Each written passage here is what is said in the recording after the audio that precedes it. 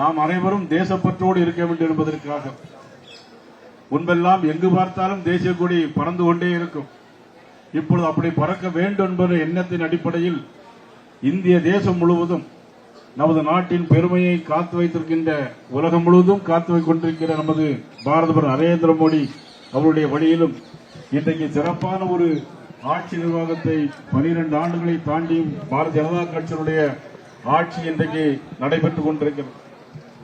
பாரதிய ஜனதா கட்சி மட்டுமல்ல, எந்த கட்சியாக இருந்தாலும் தேசிய கொடி ஏந்தும் போது ஒரே உணர்வு, ஒரே சிந்தனை, நம் தேசம், நம் நாடு என்ற சிந்தனை வர வேண்டும் என்பதற்காகத்தான் இந்த நிகழ்வு இன்றைக்கு நடத்தப்பட்டிருக்கின்றது.